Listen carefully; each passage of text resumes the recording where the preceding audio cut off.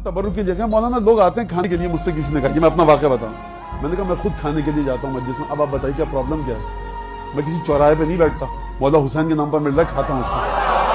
वो मोमिन ये समझता है कि ये जो मोमिन आ रहा है देर से, इसने मस्जिद में सुनी, तबर्रुक के लिए आ गया, तो ये तबर्रुक है किसका? कभी कहते हो कि नजर इमाम हुसैन, और फिर कहते हो मेरा दस्तरखान। जिस दिन आपकी देख पूरी साफ हो जाए, घर में तबर्रुक पके, तो सजदा करो जाकर शुक्र का कि मौला हुसैन ने कबूल कर लिया, घर में कुछ नहीं बचा।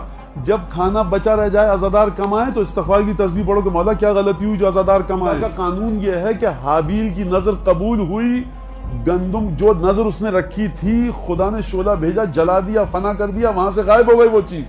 काबिल की नजर जू की तू बाकी रही। इस बारगाह में जो चीज बाकी रह जाती है वो कबूल नहीं होती। बराए मेहरबानी हमारे इस चैनल को लाइक कीजिए, शेयर कीजिए, कमेंट कीजिए और सब्सक्राइब कीजिए और बेल आइकन को प्रेस कीजिए ताकि आगे भी हमारी वीडियोस आपको बराबर मिलती रहे।